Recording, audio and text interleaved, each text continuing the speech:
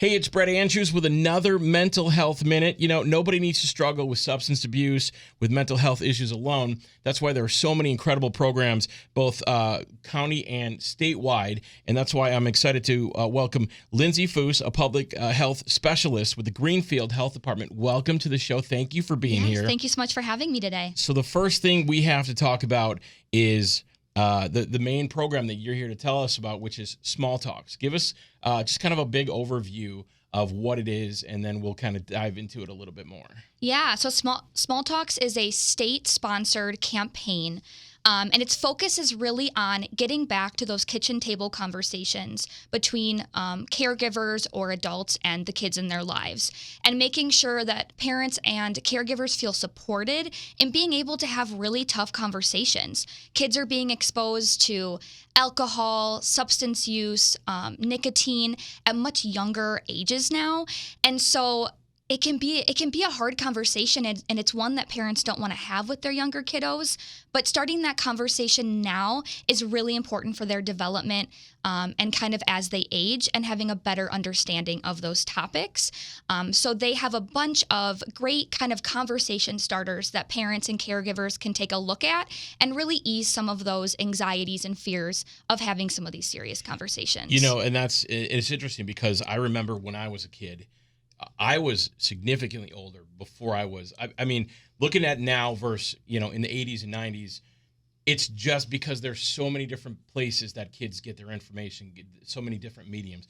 I didn't have a cell phone until I was in my 20s. So like with my kids, it's going to be a whole different ball game. So it's a lot. I remember when I was younger and my parents started talking with me about this stuff, there was a disconnect because I didn't necessarily really even fully know what it was that they were talking about. But now with the advent of cell phones and social media, it's starting at a much, much younger age. So what are if a parent is nervous about just even beginning that conversation, what would be a primary piece of advice to just get the ball rolling? Yeah, absolutely. That's a really great question. And honestly, the best piece of advice that I can give is just start the conversation. Start somewhere. Start small. It doesn't have to be perfect, but just starting those conversations when those kids are young and just really being open and honest about these difficult topics really provides that opportunity for kids to feel that they are in a safe environment where they can come to their caregiver or parent and say, hey, this happened, or I'm confused about this, and I want to be able to talk to you.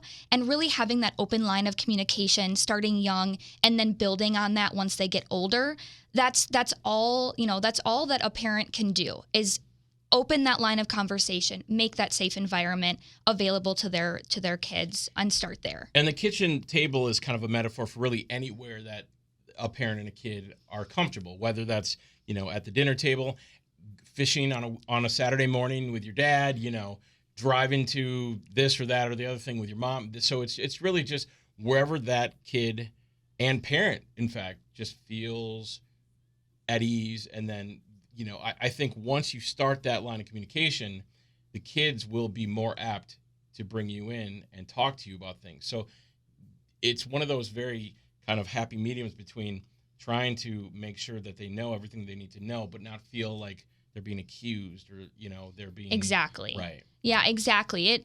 Kitchen table conversations is very much kind of that metaphor for letting parents know that it doesn't have to be this big, lingering, scary, very strict conversation. Yeah. It can just be something you talk about on the way to soccer in passing, on the way to soccer practice, and be like, hey, let's just have a quick chat about this, or something comes on the radio or a TV show.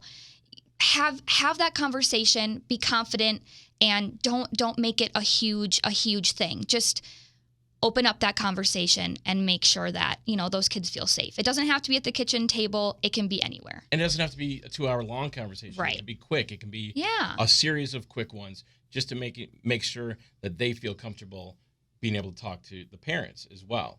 So I want parents watching this and listening to this to be able to feel as ready as they can when they do decide to have this conversation. So talk about some of the other resources that you guys can provide to make parents feel as prepared as possible to have these conversations. Yeah, especially with the age of social media, there are a ton of great resources for parents. Along with the Small Talks campaign, the state of Wisconsin also has a couple other campaigns about how like nicotine is changing. It's not just smoking cigarettes anymore, for example. There's a lot of vaping and all of that information. So there's a ton of great resources through the state of Wisconsin, and locally a lot of health departments have substance use coalitions or healthier community coalitions, and they do a lot of really great work and outreach in our community about how to have these conversations and just getting educated about how much social media and substance use has really changed in the last 10 to 15 years. Yeah, and maybe it feels like there was a lot less stuff when I was growing up. You had to watch out for, the very well-known things, but now with vaping and stuff, like you said, some of the stuff that, we find tobacco in and things like that, or other drugs, look like flash drives and are not as easily identifiable as maybe they were when the parents themselves were growing up. So let's get some important websites and phone numbers. First of all, I want to definitely send you guys to betterwaystocope.org, betterwaystocope.org. And if you or a loved one or somebody that you're giving care to is experiencing a mental health crisis, the 24-hour crisis line is always there for you at 414-257-7222. And Lindsay, more than anything, I think if the biggest takeaway here really is starting the conversation. It's an intimidating. I'm a parent of 2 kids. And my kids are pretty young still, but it's an intimidating scenario for both parent and kid. And it's just, I think the biggest hurdle, correct me if I'm wrong, the biggest hurdle is just the beginning of the conversation. Yeah. The whole takeaway is start small. It can be those really small, honest conversations and build up to that. It doesn't have to, like we said, it doesn't have to be intimidating. Just start the conversation, start somewhere. It doesn't have to be perfect. You can have as many do-overs as you want and just be there for your kids. Absolutely. Betterwaystocope.org, 414-257-7222. Lindsay, thank you so much for joining us. Thank you so much for having me. Another great mental health minute.